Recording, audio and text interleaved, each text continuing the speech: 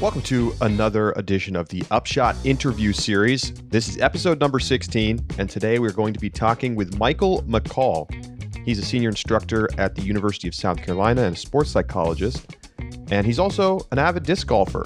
So he's going to talk to us about the psychology of disc golf, how to overcome some of the mental hurdles that can befall you out on the course. We all know what a mental game it can be. And Michael is experienced in working with student athletes and other athletes on developing their game. It's a fascinating conversation. We talk about not only just generally how to think about the mentality side of the sport, but also some of the high-profile instances we've seen of players struggling with the mental side of the game so far this season. So I hope you enjoy this conversation with Mike McCall. He joins us next right here on The Upshot.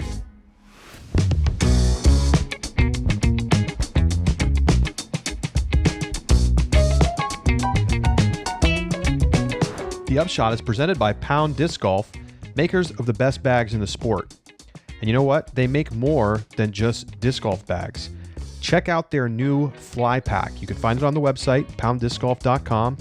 It is the maximum carry-on size travel pack that you've been looking for. Backpack straps, or you can take those off and convert it into a duffel. It's got room for a laptop, a tablet, your clothes, your stuff, and you know what? Some disc golf discs, because obviously you're going to bring some on vacation. $299.99, and it's just a beautiful bag. You got to check it out. It's available in multiple colorways. Go to pounddiscgolf.com to check out the Fly Pack so that you can travel in style.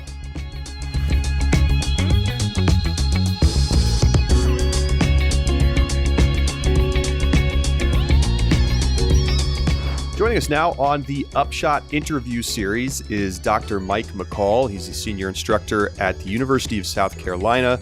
He works with the USC Athletic Department as well as an advisor to many of the student athletes on campus. Also does private practice on campus as well. Mike, welcome to the program. Good to be here. I'm excited for this. I love being able to talk about clinical sports psych, and I love to be able to talk about disc golf. So, two fun things to do. Yeah. So really quick, can you give us a little background on your disc golf experience? Yeah, I started with disc golf somewhere, I think it was around maybe spring of 2004. One of my friends in grad school played, and we were also playing like Ultimate Frisbee around the time. And so I was kind of going out there and basically ended up kind of almost playing it more like I would play baseball. I was just slinging forehands, couldn't figure out a backhand to save my life. Type thing, but we would, kind of casually play. We'd go through periods of time where we might play 2 or 3 times a week, and then we might go 2 or 3 months without playing at all. And then after he moved away, after he finished grad school, I kind of played on and off with a few of our other friends, but there would be kind of stretches where I didn't play for a couple of years, and then next thing you know, it's like I'd be trying to go out weekly. And then that's kind of how it continued up until, the pandemic hit. And when the pandemic hit and everything, the world kind of shut down, and I got tired of being, kind of trapped in, indoors too much. I basically picked up my disc, found out there was a course close by, and started using that to kind of fill the space where I'd been playing a lot of rec tennis at the time. And that ended up kind of filling the void. And then I started thinking, well, I really want to get better at this since I'm playing it a lot. Started watching videos. And then I kind of started following some of the Pro Tour at the time and kind of have watched this, disc golf explosion. So it's been kind of exciting to see how disc golf has actually grown in popularity and, how many people are now playing that weren't before. It's interesting how something like a pandemic can do that, I guess you could say. Maybe it would have happened anyway, but it seems like the pandemic at least helped with that to some extent. Yeah, you're one of many COVID players who felt that during the off season or during that pandemic gave them the opportunity to really improve. So, Mike, how did you get into clinical sports psychology? Is this something, did you always know you wanted to work in sports, or how did this career path come about for you? It was kind of a fortuitous being in the right place at the right time type of thing. So back in 2005, my mentor was approached, and basically the athletic department was looking for somebody to do psychological testing. So originally my training was in school psychology. So, I was training to do assessment for like ADHD, learning disabilities, other kind of intellectual disabilities, that type of thing. And I also did a fair amount of clinical training for counseling as well, because that was something else that, I felt like I was going to want to do. And so when my advisor was approached, he's like, yeah, you're never going to find anybody for that price who's going to be able to do that. But I've got 2 grad students. Let me talk to them. Let you interview them. What we can do is I'll supervise them, and we'll have you, somebody who can do assessment for you. So my introduction into the athletics realm was actually through more about disability testing when it started out. And then from there, I worked a couple of years as a grad assistant before it turned into a full-time internship. And I was doing some academic intervention, I was doing assessment, and then started doing more counseling during the internship part. Worked a year past my internship, continuing to do some of the same things, and then ended up making a move to teach full-time on campus while working part-time over there. So I'd still handle their assessment load, keep a counseling load, and it kind of, from 2010 to the present, that's essentially what I've been doing is I teach a 4-4 load on campus, so 4 classes each semester in the psych department. And then I will spend anywhere from 10 to 20 hours a week, over athletics, basically doing counseling, assessment, consultation with coaches, working with our mental performance team, doing it. So it's like I sort of backdoored into it. I'm definitely probably one of the lesser traditional routes into working with it. I always loved athletics, went to UNC Chapel Hill for undergrad, so definitely a big sports fan. Although I can say I was actually at UNC during some of the worst football and basketball in our school's history. Watched Furman beat us on Family Day, had a worst case of sunburn ever. That was in football, and then suffered through the 8-20 season. So it's like I've seen sort of the highs and lows, but all the national titles. And hey, I'm definitely happy to be a Tar Heel, getting to beat Duke and Coach K's final home game as well as his final tournament game. I mean, what can I say? That was, as a Tar Heel fan, I was like, that was kind of like winning the national championship twice in a year, if that's possible. But yeah, so it's like I was an avid sports fan. Never had really imagined, like a career, like being able to work in sport. And then once I got into it, I mean, I always really loved being around college kids. Part of even like, thinking I would want to teach at a university is just because I like college students. I like that age group to work with. And then once I started working in athletics, I found I was actually pretty well suited to the work. And so I've really enjoyed doing that over there. And like I say, it's given me a chance to work with a lot of different kind of athletes over the years. Well, since you're familiar with disc golf and obviously extremely familiar with psychology and sports psychology, what are some of the things that you've noticed as a disc golf player and maybe as a disc golf fan about, what are the things that are required from a sort of like a mental preparation or focus standpoint, and execution in disc golf that maybe isn't as present in football or another team sport, for example?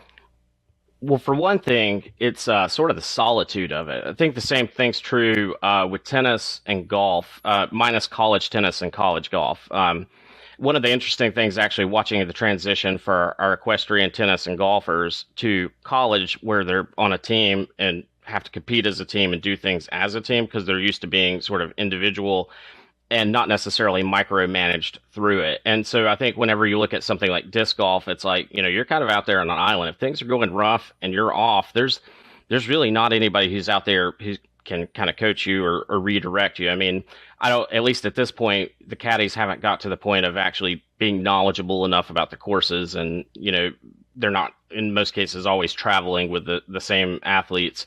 I mean, sometimes it's like, you've got other disc golfers who may pick up and caddy for their friend in a final round or something like that. But it's a lot of solitude. So you kind of have to be able to mentally be pretty tough to sort of handle that, especially if you're doing something like a major like this past weekend for 4 days, you're going out and on the course. I think it's actually interesting to see how Macbeth handled probably one of the worst rounds he's played in who knows how long, to come back and obliterate, we could say, the course record, right? It's like, it was unbelievable, right? But that shows you what he's, working with is really strong mental skills, because he was able to kind of go back, rethink through it, analyze, and figure out what tweak he needed to make, and then actually make it. That's the other thing. So in terms of what skills you really need out there, I mean, good imagery skills is really kind of the foundation of all good sports psych intervention. One of the first things we always work on with an athlete when we're trying to work on performance is, what's your imagery skills like? Can you basically use imagery for a variety of purposes? Because you're going to use it for controlling your arousal level, your emotions. You're going to use it for trying to... Sorry to interrupt you. Can you describe what that imagery skills means? That's a term I'm unfamiliar with. Yeah, so a lot of people call it visualization, but visualization's probably a little bit of a shallow term because it only focuses on vision as one skill. But it's the reason to call it imagery is the idea of activating as many senses as you can mentally to do something before you have to physically execute it. So can you take yourself to a place and put yourself in a circumstance that through your imagination you can see yourself doing the skill? Can you see it as a third person would see it, like a coach watching you or a fan? Can you see it from the first person perspective where it's like you're actually doing it? And you have to be able to flip back and forth between those for working on motor skill related things like picking up new techniques, deciding how you're going to shape a shot through a gap in the woods, those kinds of things. I think one of the things you see when they talk about golfers who are good in the woods, those golfers are really good at imagery because it isn't just lining up and hucking it as far as you can go. It's like you've got to put it with purpose through a gap, right? So you got to know, how does my disc work? How can I basically hit this? What's my run up going to look like? What's the feel of the release going to look like so that I hit that gap and don't find first available tree or, clip something and then send me, carrying off into the woods in a way that's not going to be fun to get out of. So I think a lot of the people who are really good at woods golf have a lot of good skills for being able to imagine shots and shot lines before they happen. And imagining again, because sometimes it's like you gotta take a little bit off this disc to make it hit that gap just right and fade for you the way that you need to. It's like it's not always going to be set up to where you can throw a stock shot that's going to be able to do that. And in addition to that, there's also the imagery for controlling emotions. So it's like, in this case, you're using it more of creating a scene or something to help you find relaxation or to find a way to pull those emotions down whenever you're in a really tense spot. Maybe it's a really big putt that's coming up or a really big drive that's you've maybe had a little bit of difficulty with. And it's like, how do you control the emotions in those moments? You can use imagery for that as well. You can use imagery as motivation whenever you're really not wanting to be out there and on the field, practicing your driving or out at the basket practicing your putting. It's like you're trying to motivate yourself potentially by imagining achieving your goals and things like that. So in a lot of ways, imagery becomes the foundation of a lot of the mental skills that we would teach and layer on top of it. So it's usually a good place to start with a lot of athletes. Maybe not always the most important place to start, and some people are more gifted at it. Some people just naturally have always used it. Most people spontaneously use imagery at least at some point, but it ends up being a really, really important foundational skill. And then from there, a lot of it is things like trying to do self-awareness training so that you can do what Paul did, which is make adjustments when you need to, where you can essentially, without breaking yourself apart, analyze what might be going wrong, triage it, and then make an adjustment to be able to fix it. And that's again, not always an easy thing for somebody to do either. Oh, actually, another interesting use of imagery is how it can help from coming back from injury. They've found that athletes who use imagery can actually recover faster and come back to their pre-injury level of play much quicker than athletes who don't use imagery. So it's even actually helpful for that. I mean, this isn't, it doesn't surprise me to hear any of this because, I think it rings true for even amateur athletes that some of these things are important. And I work part-time as a SAT and ACT tutor for high school students, and I use similar techniques with them to make sure that they are in a good mental headspace for preparing for, going in and taking this high pressure test, which is very much like going in and having to hit a high pressure putt. You need to be able to manage your emotions in those situations in a lot of cases. What I find particularly interesting about this is that we get to watch these players on the pro tour be in the pressure cooker, right? That's why it can be so exciting to watch and see them have to grapple with incredibly stressful situations, difficult scramble shots, critical putts. And, we see some players rise to the challenge and we see others that don't. And I mean, that's sports. That's why it's interesting to watch. That's why it's fun. Are there players that you've seen? You mentioned Macbeth, all right, as somebody who clearly has a strong mental side of the game, and I don't think anybody would dispute that. Are there other players that you see out there that you're like, notice that they seem to have a particularly strong mental approach to the game? Obviously, you don't know these players personally, but from what you've seen watching the game.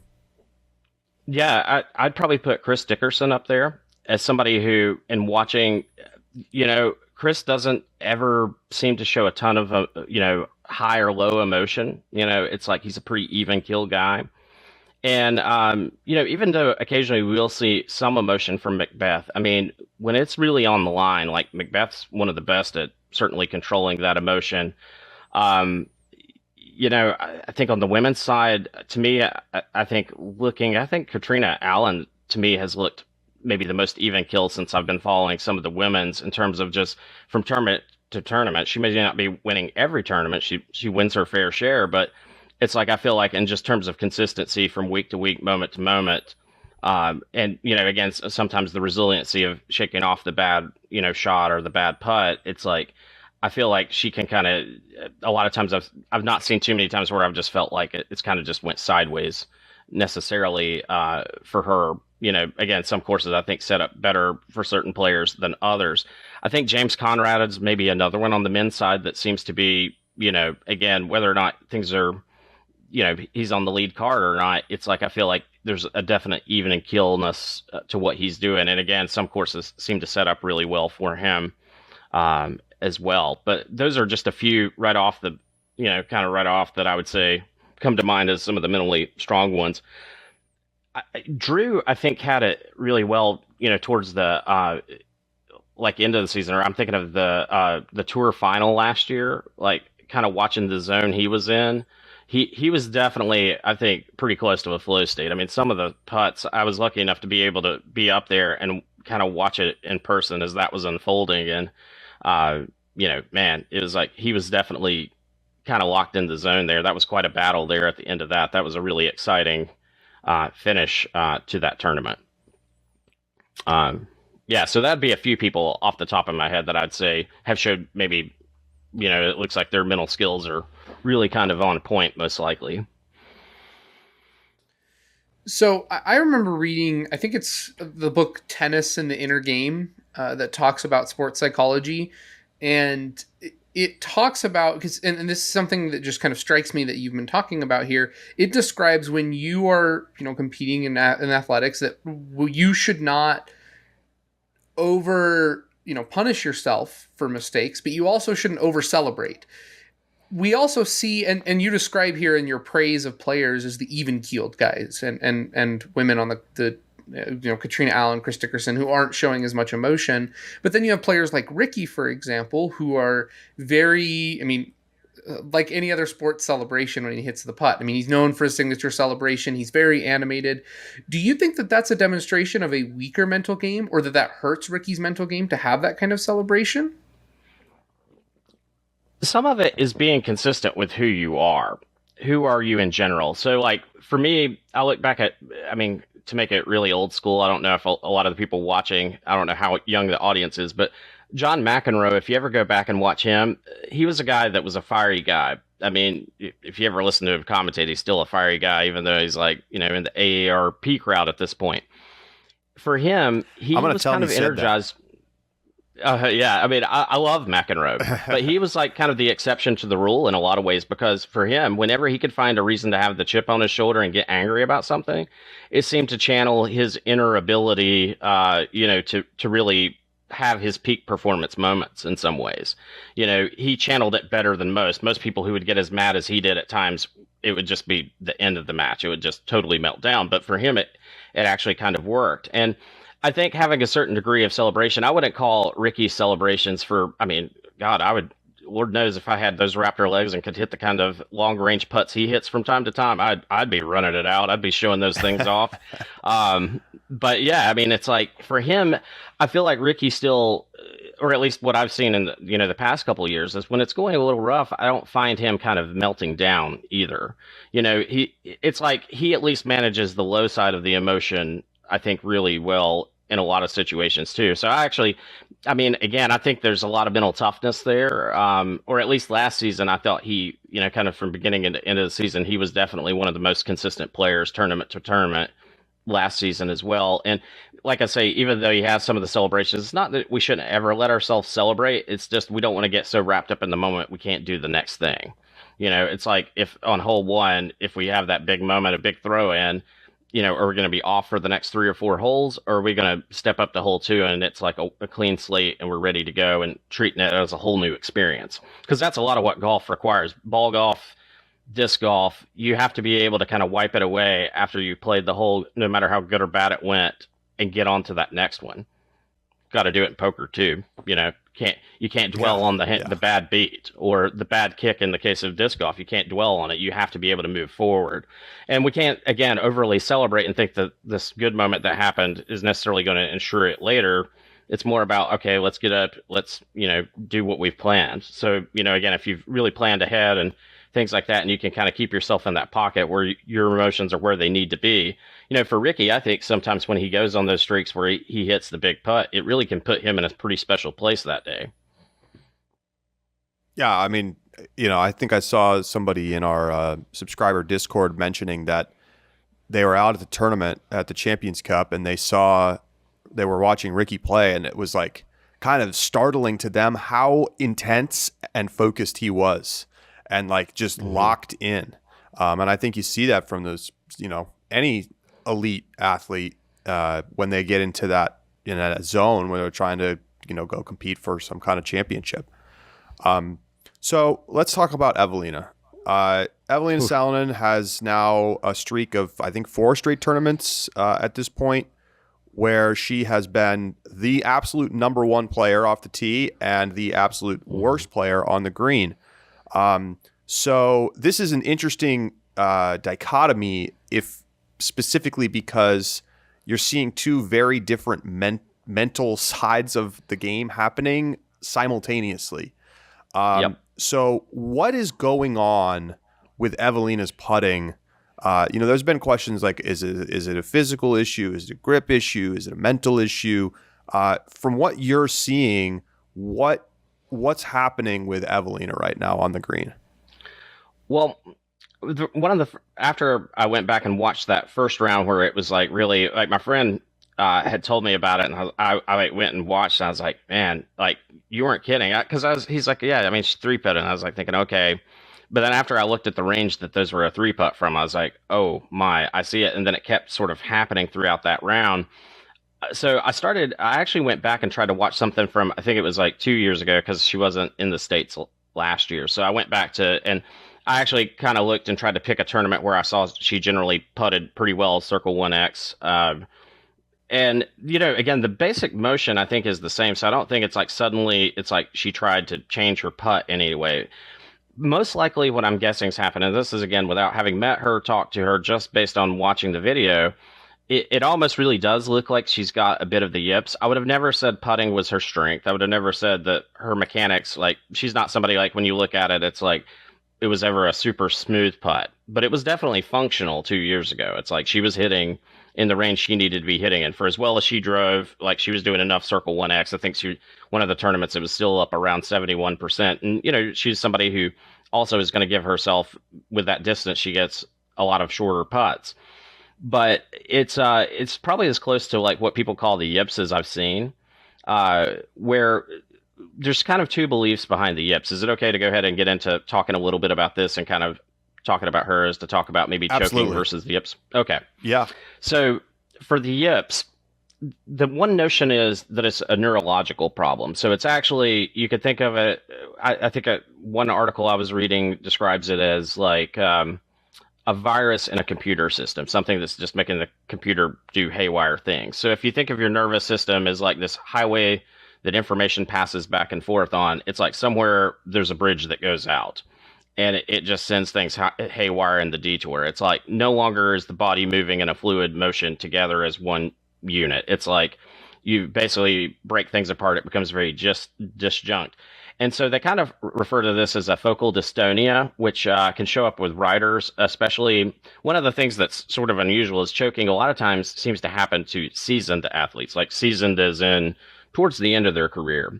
And you see it in musicians and writers, especially as they get older, where it's like basically the belief is that the muscles are having sort of spasmodic contractions that kind of, it's like a loss of feel and spasmodic contractions that are happening that really create like sort of this inability to execute these basic motor movements that had been pretty fluent for you.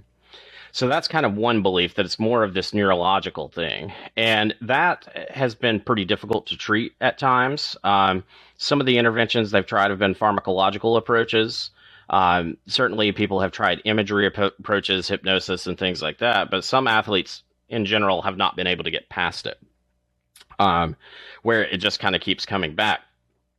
The other place where we see it is more of what would be considered the type 2 Yips, which is a little bit closer and more similar to choking, where it's more pressure induced. So in this case, it tends to be, the belief is more of a psychological origin that's happening, where you begin, in some cases, to micromanage the motor movements. You begin to try to think your way through it. Things that should be automatic, like breathing, very reflexive because you did it thousands of times, you have now started to try to analyze each part of it, and you're trying to think your way through doing it versus thinking and doing happening simultaneously, or even better, really thought is cleared out from it. You've got, your focus on the chain that you're trying to hit, and that's all that you see.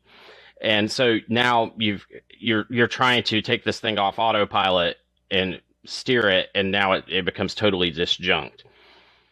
So choking, like I say, is usually induced by pressure. Yips can sort of happen randomly at any time. And sometimes it's almost like the yips come on sort of slowly. So with Rick Ankiel, before he kind of, from baseball, he's like one of the classic examples. It was interesting that he was actually able to still play pro after this, but he turned out to be a good hitter. So he was able to kind of reinvent himself as an outfielder, and it actually worked out really well. But for him, it was like suddenly it was like at a bullpen, it was like things weren't going well. And in particular, he talked about a fastball that he threw that cut a little more than expected. And the catcher was a different catcher than usually catches him. And it kind of got a little bit in his head. And then the next thing is like, it's kind of like I was almost blacking out. It was like I was throwing the ball off the backstop. I was throwing it in the dirt. It was like I just couldn't find the strike zone at all. I couldn't find my release point anymore. And so when this happens, when this sort of, the skip happens, if you think about like an old CD or something or a record and it's like skipping, it's like a skip happens. Something broke the fluidity of what's happening. You then start searching for answers. Well, I got to fix this and I got to fix it quick. And the harder you look and the more you think about it, the more you kind of break it. The more it's just like you can't seem to find it. But it's like almost in a way you're completely losing the feel of what happens. And I think if we look at Eveliina's progression, because I watched a little bit of the Vegas and I saw what didn't look like extremely confident putting. It was pretty windy out there. But it's like over a series of tournaments, it got to the point by Music City where it was like it had completely, again, fell apart after it was kind of okay in that first round. So it sort of leads me to believe if I were to think what's going on, it's probably for her a little more type 2, that maybe there's a certain nervousness that's coming from it where it's like this thing that was sort of functional for her has sort of now broken. And again, if you can grip lock a putt, it kind of looks like, again, it's got that classic jerk motion that you see when people are putting in golf, because that's one of the places they talk about it the most is where somebody loses control of their putter or their ability to chip. It's like, again, some of those, it was just kind of, it looked like a dying duck coming out of the hand. No spin on it whatsoever, no pop on it, and it just sort of flailing kind of, again, it wasn't even online high. It was like offline high, offline low. Just like, I can't, figure out how to get this thing into basket. I mean, honest to God, I think if she had thrown a backhand, like a tee shot backhand, it probably broke the basket in half, but it would have probably hit the pole dead center. Right. Because again, in her case, it's like off the tee, she is super confident. Like there is no lack of confidence. I mean, God, what I would do to have that backhand or forehand she throws. I mean, it's like, it's great. It's a thing of beauty, right? It's like, I mean, the upside, and she's still really young. So I'd say that's why the other thing that's interesting about her with it being a type 1, I mean, it doesn't typically happen to younger athletes. Most of the time when it's younger athletes, you see anxiety as being a big part of it, where something kind of gets in your head. And I think it can really happen with things with fine motor movements, because in a lot of ways, you have more sort of time and ability to micromanage those than you have for very powerful, like when you're on the tee. It's not to say that somebody couldn't get the yips on tee and start, shanking it straight off the side, grip locking it, into eternity. But it's to say that with putting, there's a lot of time and space, and, everybody's kind of there on you, everybody's around you. It's the place where it can be sort of the most uncomfortable from sort of a social perspective. It's an uncomfortable place to be when things aren't going well. How do you fix it? What when you describe the type 2, that sounds to me very explanatory from what we're seeing from Eveliina. And she's talked about the fact that she's uncomfortable right now on the green and that she is extremely nervous even on short putts. So what do you do to overcome that? Yeah, it kind of, there's several approaches you can take. Certainly one of the things you might look for, where are the places where you're experiencing stress? And let's see if there's some kind of stress that's starting to come in. Is it just simply stress once you're getting there? Is it because there's sort of these big moments? Is it like expectations? And then trying to figure out, can we do something to manage so that those things aren't showing up? The second thing is you almost have to try to remove as much pressure as you can to rebuild what's happening. And possibly it's like it becomes an opportunity to rebuild something in your technique. Because like I say, I think a lot of times whenever I've seen it with people, and I've had several athletes across a variety of sports that I've worked with similar things on, they lose the feel for this thing that wasn't comfortable to begin with. It's like they've got it to a place of it being comfortable, but in a lot of cases it was a skill that didn't actually come easy or natural to them as some of their other skills. And so it's almost one of those things, because they had to work so hard at it, probably thought so much about it. When it breaks, it's like the tendency is to start really overthinking it. Sometimes it's like that's your opportunity to rebuild it a little bit better. It's like, let's take all the pressure off and let's maybe consider, is there going to be a different stroke or different way of doing things? I mean, actually, one of the interesting things about somebody like Nico is I think Nico has probably executed almost every putting style at some point in his career, and sometimes in the same. The tournament he won last year, I remember it was like he was switching back and forth between push and spin from hole to hole at times, which is a super unusual thing. Most of the time it's like you pick one and go with it, right? But it was interesting to see. So possibly for her, it might be even trying to say, let's just, figure out a different way of putting. Possibly if she has any ambidexterity, I would even, if I were somebody working with her or coaching her, maybe like, let's try to learn to putt left-handed. Let's just see what happens. Even if it's just from inside 15 feet, because the interesting thing is her approaches from distance in circle 2 or just beyond circle 2 are actually really pretty spot on. You don't see it happening. It's really more of those like where it's like this should be in gimme range for most of those players, that you're seeing that kind of thing happen, which is a little bit different than I think like Kristen's situation from 18 on Sunday, where it was like those, there was a lot of pressure on those putts given the situation and what it meant, and those were some putts from distance. Or at least the first two that, I think they were both maybe just outside of circle 1. But for Eveliina, it's like trying to find something where you can find emotion, or possibly another thing that you do is try to even work on finding a distraction. Something that would act, which sounds weird. Right. It's like, aren't we supposed to be focusing? But there was at least one intervention that showed some promise where you would have people do some kind of like math or counting exercise in their head to try to distract themselves while they were going through putting. And I think this was with golfers. They did this and found that it seemed to repair the muscle sequence a little bit, because you stopped micromanaging. If I give my brain something else to think about, I can't be micromanaging my basic motor movements. Right. Like the focus is the problem right now. Right. Hypnosis is something that works for some. So that can also potentially be another technique that creates some relaxation. But possibly even coming up with a different routine before the putt. So even if you don't change the basic form of the putt, some other kind of routine or thing that builds a rhythm prior to the putt taking place can sometimes like repair the sequence. Sometimes taking a break, just actually walking away from it for a period of time, you come back and it suddenly starts to work. I've actually shot a fair amount of pool in my life, and I've had moments where things have went that way, and it's like lay the pool stick down for a week or two, come back to it, and suddenly everything's back to where it needs to be. I've actually had it happen in tennis serving before, and even though the serve usually was one of the stronger parts of my game, I mean, I literally double faulted a tennis match away in a tiebreaker. Ooh. 3 double faults in a row. Couldn't find it. Hit my partner in the back on one of them. But it was like, literally, it was like the box felt like it was the size of a dime. I just couldn't put it in there.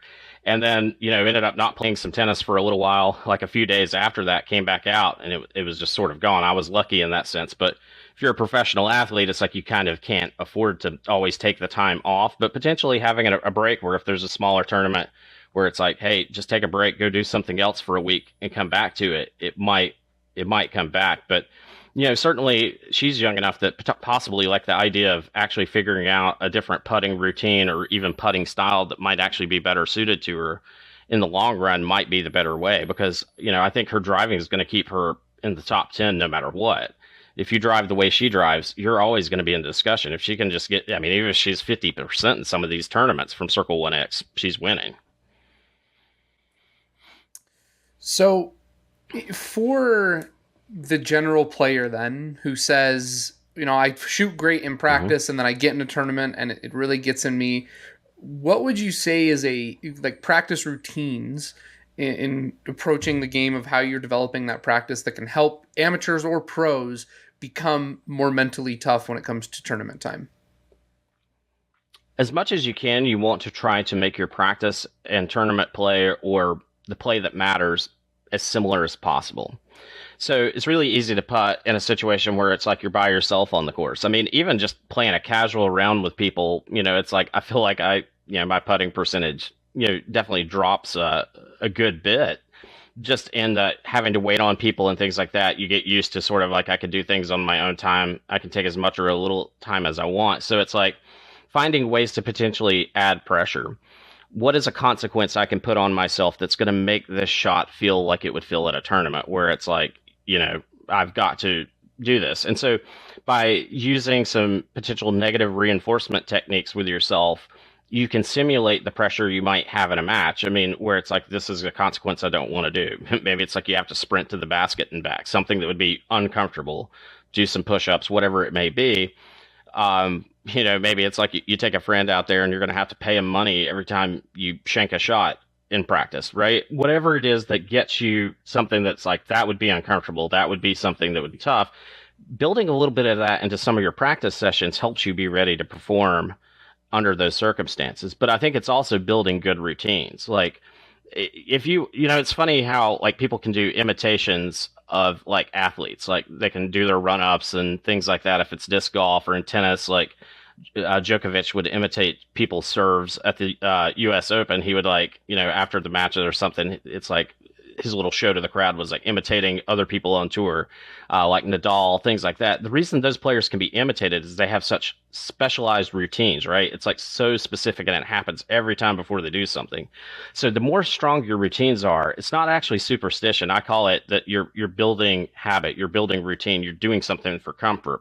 So whatever it is with putting, and I think I run into this sometimes out of laziness. It's like, if you've got a stack of putters, never have more, like if you're going to putt with one in the left hand, one in the right hand, if you're a right-handed player, you need to do that every time. You potentially need to step off and walk away from what you're doing every time so that it's like you're walking up and it's just like you would be walking up to your putt in an actual round. Because if you get where you're in a rhythm, it's like, yeah, you're making a lot, and sometimes that feels good and you need to see the disc going in the basket that way. But what can happen is that when you're in that situation, it's like, oh, I've got one putt to do it, that kind of thing, then you start feeling that pressure and you're not used to that feeling. So it's like, in a way, it's being very intentional with everything you do in practice actually really helps being ready for those tournament situations. Sometimes it's finding what's the one thing that I need to do to make sure I hit my line. What's the one, if we want to call it a swing thought, the one idea that I need to have, or the one thing that I have to concentrate on. I actually heard Paul in his interview say, I realized it was an arm slot thing. I would like to actually really hear more about it. I wish he'd do a video to show how he fixed it, because he wasn't far off. Like, I mean, we're talking inches. Like the trees he was clipping, I mean, he was inches away from great drives on that Saturday, right? And it was like, but it was one little tweak that he ended up making. He's like, all I was going to do is, that was going to be the thing I thought about every time I got up there to throw it. It's like, keep that one thing in mind, right? So having that one swing thought, or that one idea of this is what I'm trying to execute, is good, because it clears out the rest. The muscle memory can take over, and that gives you something productive to think about. Because what you don't want to be thinking about is what's my score going to be, or what happens if I shank this out of bounds, or what if, it's like I turf it. It's like, if you imagine the mistake, you're going to make going back to this imagery thing we started with, if you imagine the mistake, you're more likely to make the mistake happen. If you see the miss, if somebody gets up to putt and they see the miss, step off it. Turn around, walk around, circle back, go wipe your disc off like it's sweaty. Go back to it. If you see it again, do it again, at least until somebody's going to call you on a time violation, right? Well, but the whole thing is, don't ever go up there thinking there's a chance I can make the mistake. That's what you don't want. You want to be able to walk up there knowing this is my intention. This is what I'm going to do. So, potentially building any kind of rhythm or habit that helps you go up there and have that one singular focus of what I need to do. That's the thing, because a lot of times it's whenever our thoughts scatter, or we're trying to micromanage too many things, that's where we start to see that big drop off happening. What's remarkable about all of this is that it's in some ways, I mean, I think we all kind of maybe intuitively understand that the, imagination or the imagery can be helpful, but it doesn't really make a lot of sense from like a physiological perspective that like imagining that you're going to make the putt then allows you to make the putt with more accuracy and consistency. What I find fascinating about it is that like I still feel like we don't totally understand how the brain works and like how the nervous system works to allow us to do those kinds of things. And anytime you watch the Pro Tour, you're watching players line up, a shot off the tee. Sometimes they'll even physically close their eyes, and with the disc held out in front of them, lining up their tee shots. And I mean, some players do that every time on the tee, and we know what they're doing, right? They're envisioning the shot. And so here's the question that I have, and I know these are related fields, but not identical. How has neuroscience started to impact the psychology field when it comes to thinking about some of this stuff? Because it does seem like there's things that just like seem to work. We don't really understand why they work, but like something's going on in the brain that is allowing it to, be managed through like having the single swing thought, for example.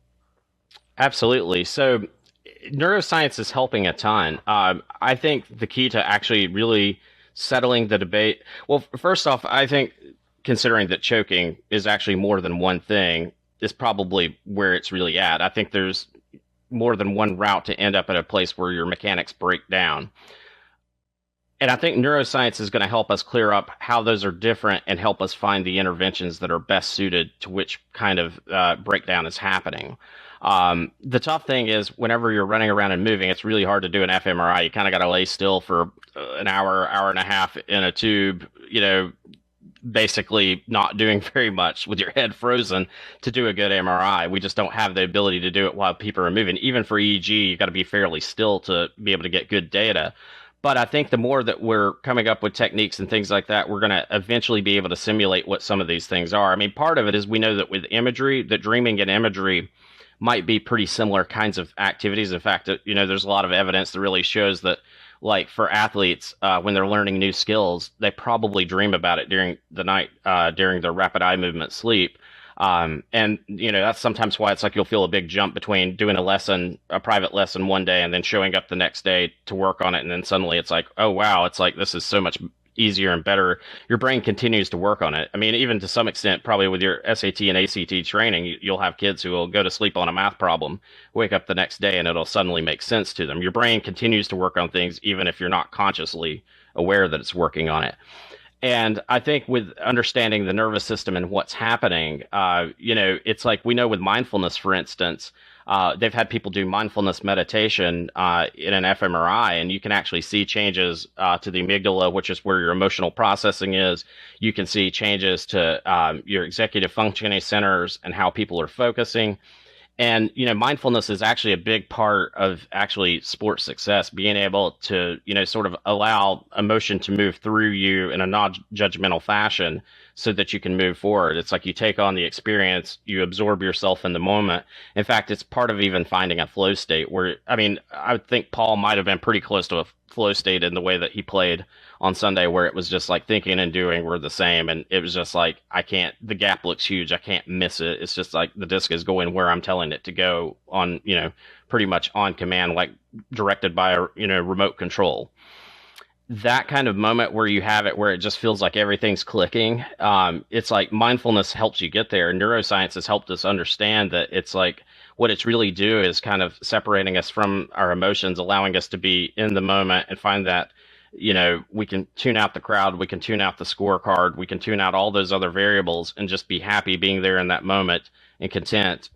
Just me, the disc, the tee pad, or me, the disc, and, the basket, and just doing the activity without really thinking about all the consequences before it or the mistakes that we've made before it, that type of thing. So I think neuroscience is going to really continue to show us some of the things that work and why they work, and help us use them with more purpose so that we can be better at, instead of having to just pull out a toolbox and say, okay, well, let's try this. If it doesn't work, let's move on to the next thing, that we'll be able to pick somewhat better interventions from the get-go, knowing exactly what's going on. Mm-hmm. So last question for you here. Josh and I have talked on the show about the concept that some of the manufacturers who are paying, in some cases, 6 or 7 figures to their athletes to endorse their product should consider having a sports psychologist on staff to help their athletes through the various issues they may face, which, maybe it's putting, maybe it's feeling like they don't play their best when they're in the final round and they're trying to win the tournament. Maybe it's dealing with the pressure of being on the road, whatever it may be. Yeah, obviously you're in the field, so I think I know what you're going to say, but do you think that would be a worthwhile investment for one of these manufacturers or all of these manufacturers to consider? I think so. I think I think the Pro Tour or the PDGA, however you want to think about it, whoever's kind of running it should consider it, just like they have an athletic trainer or kind of director of their sports medicine side of things. This is where all other sports have, headed for the Olympics, for other things. So, yes, I would say it's needed. I think if you want your best players to be able to stay at their best, and you want your brightest young talent to be able to rise to take the position of being consistent contenders, this is the thing that's going to be the difference. Again, I don't know if Paul ever met with anybody, if he was just somebody who's pretty gifted in doing a lot of the right things with goal setting and other types of things to be able to have maintained such a high level over the number of years that he has. But I think for a lot of the other athletes, I look at somebody, I think Heather Young just talked about taking a break, right? Away. Potentially, had there been somebody there, I don't know if she talked to anybody or if she had to seek out somebody in private, but it's like, could there have been things that might have prevented some of the burnout that was happening before it ever started to happen? Teaching, athletes how to have some balance in their life so that they can maintain training hard for a longer period of time. So I guess the short answer is yes, I'm in support of it. And maybe the manufacturers, if they look at it as like, we're investing a lot of money in these people, certainly they could look at doing it. But I think even the Pro Tour, and like I say, I come from the clinical sports side. I think it's rare that you ever have things that are just purely performance issues. Usually there's other things in life that also contribute to some of that pressure you feel, whether it's like trying to support your family, again, social pressure, other things like that. There's usually other stuff that goes into it than just purely a performance only issue that's isolated and the rest of their life is just perfect. Sometimes it can be, but I'd say that's much more the exception than the rule. So I think even having just people who could be able to generally talk to them could help manage some of the pressures of having to be on the road, living out of, cars, vans, tents, hotels. Just like you spend a lot of the year on the road doing it, and that could be, pretty pretty lonely sometimes, or pretty hard to be separated from like family and support networks and things like that. Feeling like you have to live up to your contract. I mean, I think that's a huge one. And the more contracts that are out there, the more pressure there is to get that next contract and, those kinds of things. So that also is, I think, going to be somewhere you start seeing a lot of these people where it's like the pressure to have to perform, especially if they're the only big name on a smaller disc manufacturer, and it's like they're getting paid a lot. The contracts are shorter. It's like you're playing for them frequently.